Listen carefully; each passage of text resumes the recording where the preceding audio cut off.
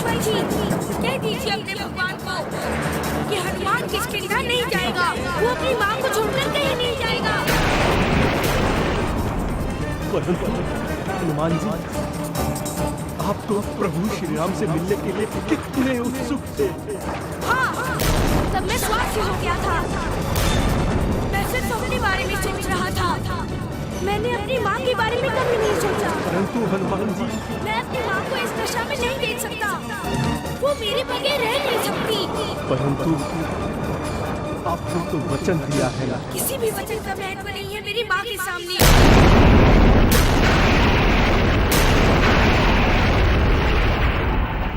अगर मेरी माँ को कुछ हो गया तो मैं अपने आप को कभी क्षमा नहीं कर पाऊंगा, कभी क्षमा नहीं कर पाऊंगा।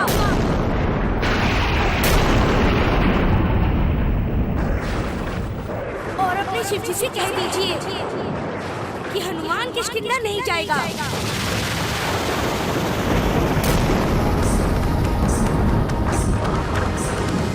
हे देवादिदेव, हनुमान ने किष्किंधा जाने से बिल्कुल इनकार कर दिया है। अब प्रभु महादेव। हे नीलकंठ, यदि हनुमान किष्किंधा नहीं जाएगा तो आपका धरती पर अवतरित होना व्यर्थ हो जाएगा। आप सब चिंता ना करें। नियति जो चाहती है उसमें हमें भी अपना योगदान देना होगा। माँ, मैं आपको छोड़कर कहीं नहीं जाऊंगा। मैं आपको छोड़कर कहीं नहीं जाऊंगा। आप ठीक हो जाइए। आप चाहती है मैं किष्किंधा नहीं जाऊं? मैं नहीं जाऊंगा। मैं आपको छोड़कर कहीं नहीं जाऊंगा। मुझ पर विश्वास कीजिए। आप जैसा कहेंगी मैं वैसा ही करूंगा। आप ठीक हो जाइए ना माँ। माँ, माँ, माँ।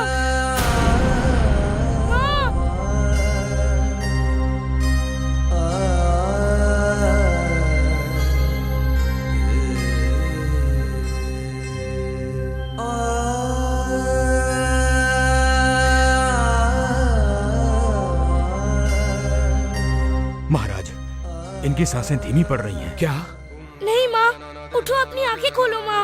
मैं वचन देता हूँ, मैं किष्किंधा कभी नहीं जाऊंगा। मैं आपको वचन देता हूँ माँ। माँ, आंखें खोलो माँ। उठो, अपनी आंखें खोलो माँ।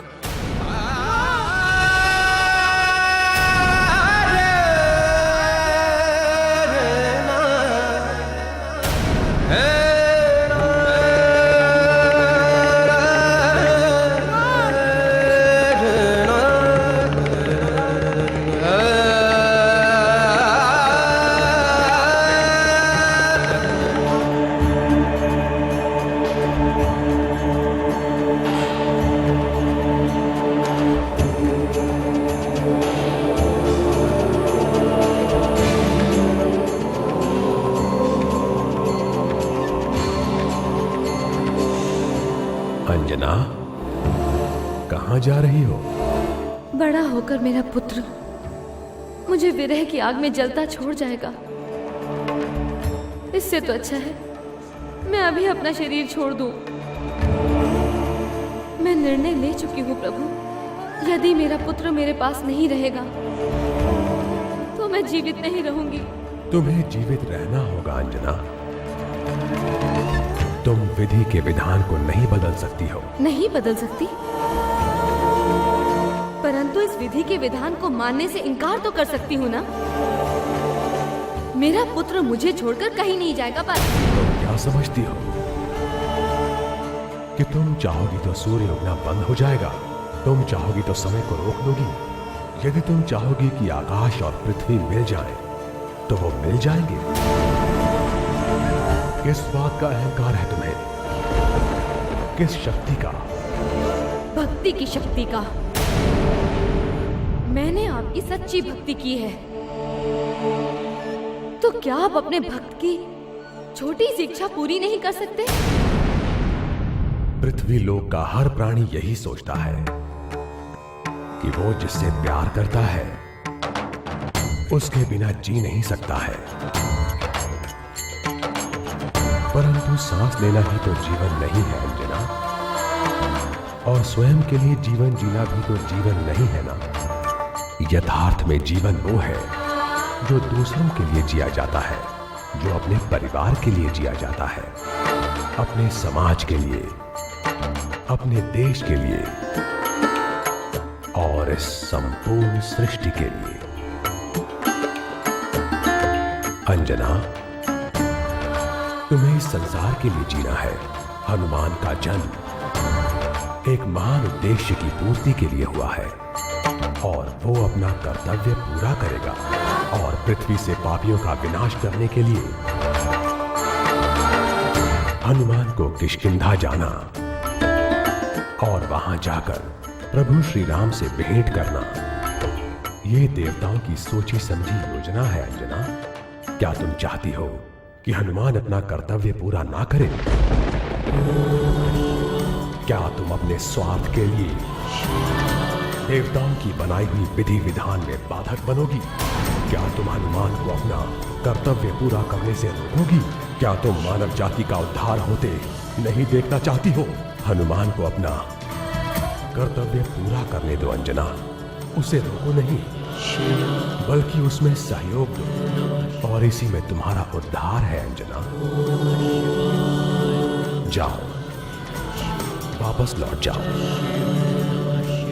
हनुमान को अपना कर्तव्य पूरा करने दो और तुम भी अपना कर्तव्य पूरा करो। जाओ, वापस लौट जाओ।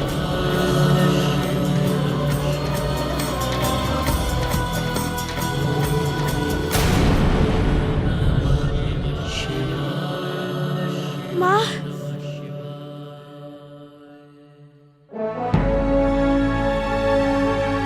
आप चिंता मत कीजिए, मैं अभी किष्किंधा कभी नहीं जाऊंगा। मैं आपके साथ ही रहूंगा सदा के लिए।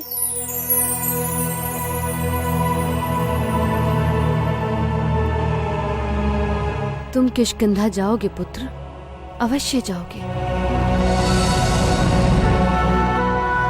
हाँ, 18 वर्ष पूर्ण होने पर श्री राम से मिलने किष्किंधा जाओगे। परंतु माँ, मैं आपको छोड़कर नहीं जाऊंगा। मेरे साथ से तुम्हारा कर्तव्य अधिक महत्वपूर्ण है। तुम अपना कर्तव्य निभाने जाओगे। नहीं, मैं नहीं जाऊंगा। ये मेरा आदेश है।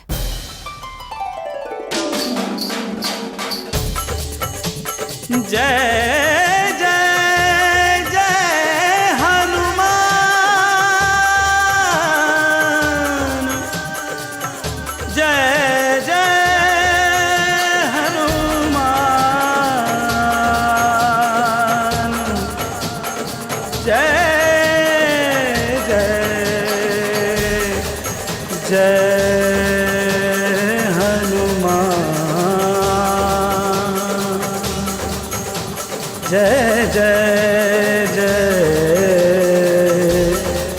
जय जन्मदिन की बहुत बहुत बधाई हो। हनुमान।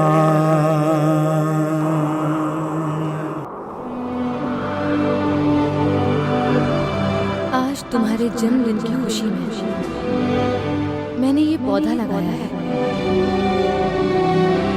मैं चाहती हूँ तुम भी इस पौधे की तरह हमेशा फलो फूलो।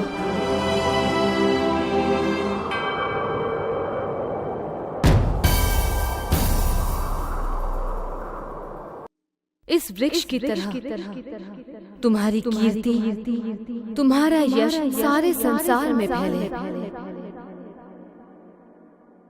इस वृक्ष के तने की तरह तुम्हारा शरीर भी शक्तिशाली हो।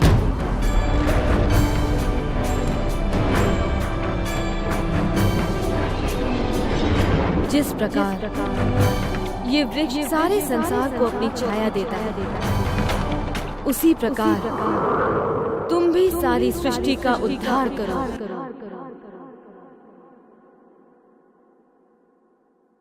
इस वृक्ष की तरह तुम भी प्रकृति की हर चुनौती को और शत्रु के हर आक्रमण को विफल करो।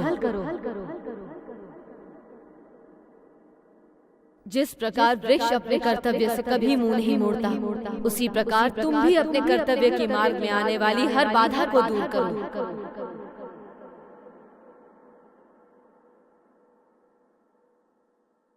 आज तुम 18 वर्ष के हो चुके हो। जाओ हनुमान, पूरे आत्मविश्वास के साथ अपना कर्तव्य पूर्ण करो।